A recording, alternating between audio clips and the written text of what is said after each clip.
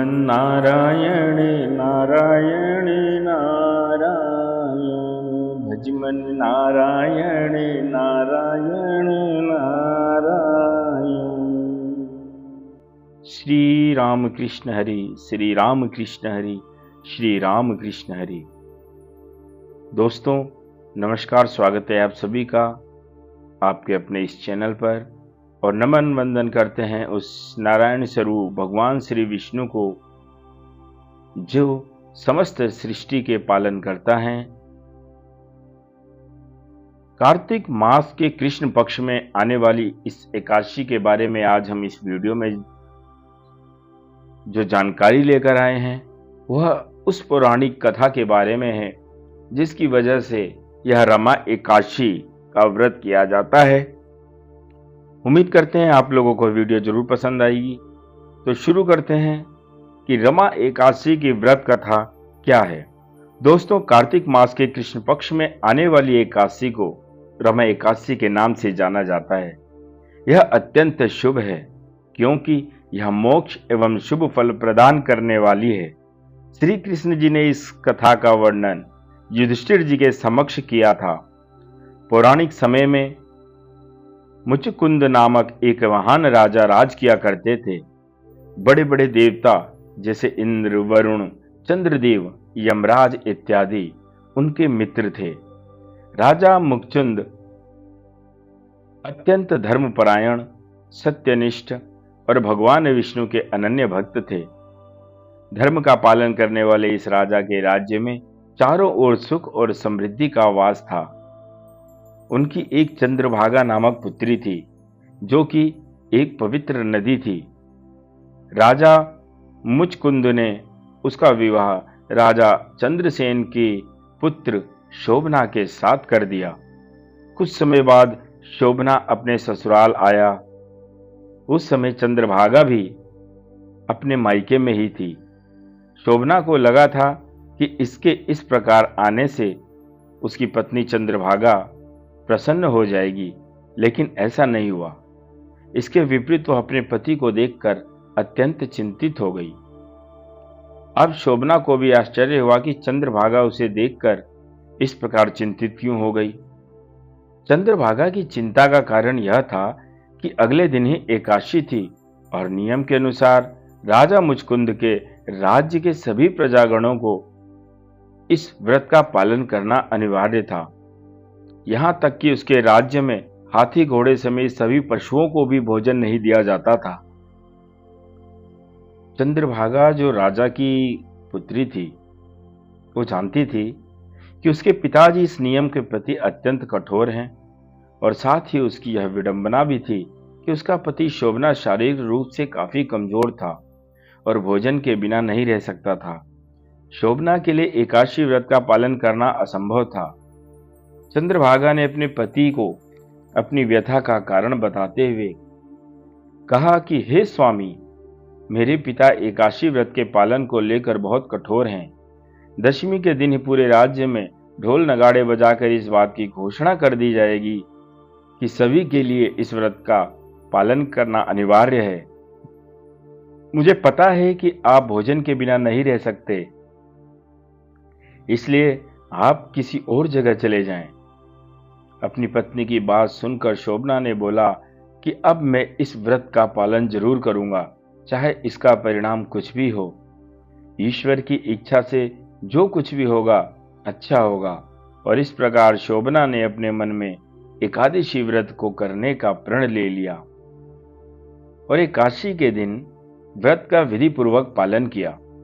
दिन ढलने तक अत्यंत दुर्बल होने के कारण शोभना का स्वास्थ्य बिगड़ने लगा और रात्रि समाप्त होने तक शोभना ने अपने प्राण त्याग दिए।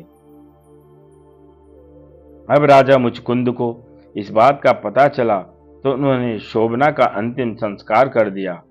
इस प्रकार अपने पति के देहांत के पश्चात चंद्रभागा अपने पिता के महल में रहने लगी। क्योंकि शोभना की मृत्यु एकादशी व्रत का पालन करते हुए हुई थी, इसलिए उससे प्राप्त पुण्य फल स्वरूप वह अगले जन्म में मंदरांचल पर्वत की चोटी के राज्य का शासक बना। यह कोई सामान्य नगर नहीं था, वह देवनगरी के समान था। उसकी दीवारों पर रत्न जड़े हुए थे। राजा शोभना रत्न जड़ित सिंहासन पर विराजमान होकर इंद्रदेव के समान ही प्रतीत होते थे। कथा यहीं समाप्त नहीं हुई। राजा शोभना को राजपाट तो मिला, लेकिन वह अस्थायी नहीं था। चलिए जानते हैं कि किस प्रकार राजा का राजपाट अस्थायी हुआ। एक बार राजा शोभना के राज्य में एक बार सोम शर्मा नामक ब्राह्मण आया और राजा को देखकर वह अत्यंत चकित हो गया। उसके चकित होने का कारण यह था कि वह राजा मुचकुंद के राज्य से आ रहा था। वह शोभना को पहचान गया था। राजा शोभना ने भी उसका आदर सत्कार किया। इसके पश्चात ब्राह्मण ने जब शोभना को उसके पूर्व जन्म के बारे में बताया तो उन्होंने अपनी पत्नी चंद्रभागा के बारे में पूछा। तो सोम शर्मा उत्तर देते हुए कहते हैं कि हे राजन, वहां सब कुशल मंगल है, लेकिन आपको इस राज्य की प्राप्ति किस प्रकार हुई? इसके बाद राजा शोभना ने बताया कि मुझे इसकी प्राप्ति एकादशी व्रत के फल स्वरूप हुई है, लेकिन मैंने यह व्रत बिना किसी श्रद्धा के किया था, इसलिए मेरा यह राज्य अस्थायी है। यदि आप मुचकुंद और चंद्रभागा से सब वृत्तांत कहें तो यह स्थिर हो सकता है। ऐसा सुनकर उस श्रेष्ठ ब्राह्मण ने अपने नगर लौटकर चंद्रभागा और राजा मुचकुंद को सारा वृत्तांत बताया। ब्राह्मण के वचन सुनकर चंद्रभागा बड़ी प्रसन्न हुई और बोली कि हे ब्राह्मण, ये सब बातें आपने प्रत्यक्ष देखी हैं या स्वप्न की बातें कर रहे हैं? ब्राह्मण कहने लगे कि हे पुत्री, मैं स्वयं तुम्हारे पति से मिलकर आ रहा हूं। उनका नगर देवताओं के नगर से भी अधिक सुंदर है। चंद्रभागा ने अपने पिता से आशीर्वाद लिया और ब्राह्मण से बोलकर ब्राह्मण के साथ अपने पति के नगर को अस्थायी करने का उपाय खोजने उस सुंदर नगर की ओर निकल पड़ी। पर्वत की तलहटी में वामदेव ऋषि का आश्रम था। उन्होंने ऋषि को प्रणाम किया और अपनी व्यथा कह सुनाई। उनकी व्यथा सुनकर श्री वामदेव ने वेदों से कुछ मंत्रों का उच्चारण किया और उसका अर्घ्य जल चंद्रभागा पर छिड़क दिया। उस महान ऋषि के अनुष्ठानों के प्रभाव से चंद्रभागा को अनेक एकादशियों का पुण्य फल प्राप्त हुआ और उसका शरीर दिव्य बन गया। चंद्रभागा अपने पति के नगर में पहुंची और राजा शोभना उसे देखकर हर्षित हो गए। अपने पति से मिलकर चंद्रभागा ने अपने एकादशी का अर्जित किया हुआ पुण्य फल अपने पति को दे दिया। साथ ही उसने कहा कि हे स्वामी, 8 वर्ष की आयु से इस व्रत का श्रद्धा पूर्वक पालन कर रही हूँ और इसका पुण्य फल मैं आपको प्रदान करती हूँ, जिससे आपका यह राजपाट अस्थायी हो जाए। इससे राजा शोभना अत्यंत प्रसन्न हुए और दीर्घ काल तक उन्होंने सुखपूर्वक शासन किया। जो व्यक्ति इस कथा का श्रवण करता है वह पाप से मुक्त हो जाता है और पुण्य का भागी बनता है।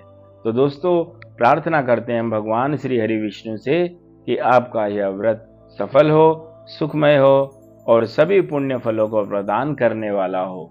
मिलते हैं अगली वीडियो में, तब तक के लिए आप सभी अपना ख्याल रखें। जय श्री कृष्णा, जय श्री विष्णु, जय साईं राम, जय माता दी, जय श्री राम।